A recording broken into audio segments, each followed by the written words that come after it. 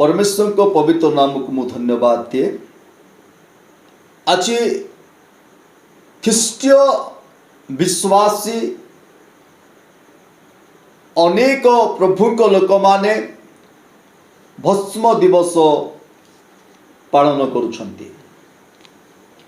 आपण एवं मु भस्म दिवस पालन करिबा कथा कि आ भस्म दिवस मध्यरे बा भस्म बुधवार आमे जहा कहू ए दिन मध्यरे आमे कौन करिबा उचित बा बाइबल आपण को मते अनुमति दिए कि 2024 वर्ष बा 25 वर्ष पूर्वे प्रभु यीशु ख्रीष्ट ए जगत मध्य आसीथिले। प्रत्येक मनुष्य प्रत्येक भाषावादी प्रत्येक जाति निमंते से आपणार प्राण देले एवं प्रत्येक को पापरु से मुक्त करिछंती। आमे किछि दिन ए जो भस्म दिवस बा भस्म बुधवार विषय रे आम ईश्वर को वाक्य को आम शुणा किंतु ता पूर्व मु आपको कहवा को इच्छा प्रकाश करे। ए भस्म दिवस बा भस्म बुधवार कहीं पालन करा जाउछि करिबा कथा कि नहीं बा बाइबल आम मान को कौन शिक्षा दिए। 2025 वर्ष पूर्वे प्रभु यीशु ख्रीष्ट जगत मध्य थिबा समय मध्य माथ्यू लिखित सुसमाचार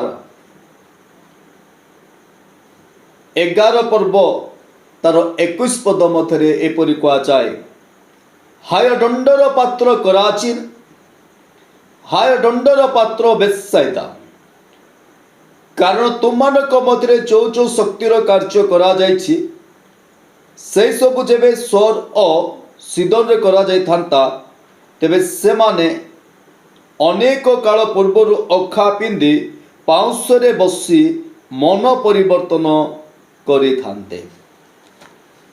वास्तव में ईश्वर को पवित्र वाक्य कहे, प्रभु यीशु ख्रीष्ट निजे कहिले,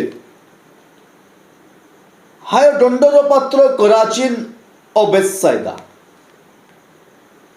ए जो दुईटी देशर नाम बा सहरर नाम जहा कहउछंती, बेत्साइदा और कराचिन रो लोक मानकु एपरि प्रभु कहिले जे अनेक शक्तिर कार्य स्थान मध्य करा जाइछि। माने प्रभु यीशु ख्रीष्ट आश्चर्य आलोक्य शक्ति सही स्थान रे प्रभु यीशु ख्रीष्ट प्रकाश करिछंती। एमाने शक्ति को देखिले निजर चक्षुरे शक्ति को देखिछंती किंतु एमानक जीवन मध्य परिवर्तन नथिला, मन परिवर्तन एमाने करू नथिले। एमाने दिन प्रतिदिन पाप प्रति आकर्षित हो अपना अपना कामना रे परिपूर्ण हो अपना अभिलाष को अभिलाष जीवन मध्य एमाने जीवन काटुथिले। एणु प्रभु यीशु ख्रीष्ट ए जो कराचिन आ बेत्साइदा को एपरि कहिले, जदि ए सब ए जो शक्तिर कार्य सर और सीदन रे जदि करा जाइथिले अनेक लोक अखा परिधान करिकी, कारण पुरातन नियम मध्य आपण देखिबे अनेक समय राजा सर्वसाधारण लोक एमाने अखा को परिधान करिछंती। आज्ञा निजर राजकीय वस्त्र परित्याग करिकी एमाने अखा परिधान करी भस्म रे बसी। भस्म माने पाउंस रे बसी।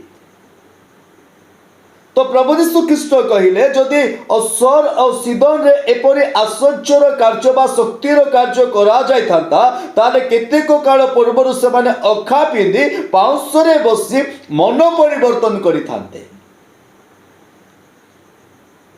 प्रिय प्रभु को लोक माने आज आम जो भस्म बुधवार पालन करुछु यह वर्षकिया गोटे पर्व नुहे। मन रखु मु आसंता दिन मानक मध्य आपको कहबी किए भस्म बुधवार पालन करने कथा आम करवा कि नहीं करवा उचित कि नहीं ए विषय मुझे निकट में मु रखी किंतु आज दिन मध्य मु गोटे शब्द आपको कहबी जहाँकि जो माने भस्म रे बसिबे एबे अनेक मंडली अच्छी कौन सी मंडलीर नाम नेबा मु इच्छा करू नहीं अपना कपालस्थ मध्यरे भस्म लेपन करुछंती आ से भस्म बुधवार पालन करुछंती। ठीक अच्छे किंतु सबुठारु गुरुत्वपूर्ण कथा यह जे जो समय मध्य जोनस भविष्यत वक्ता को परमेश्वर कहिले तुम्हें निनिवी सहर को जाओ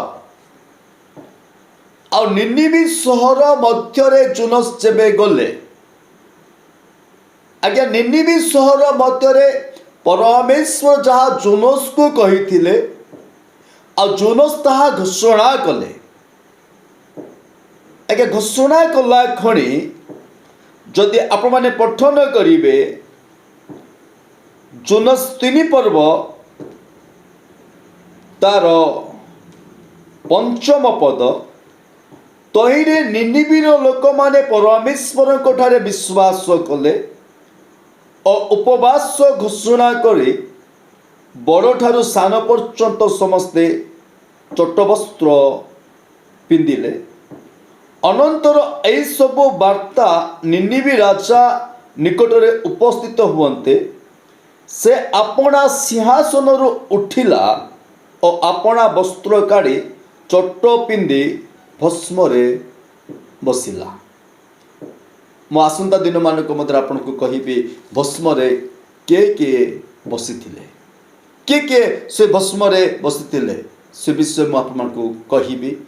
ए किछि दिन आमे केवल भस्म बुधवार बा भस्म के बसवा कथा कौन करा चाहे भस्म बसी से विषय आप निकट रखी। प्रभु आप वाक्य द्वारा आशीर्वाद करंतु।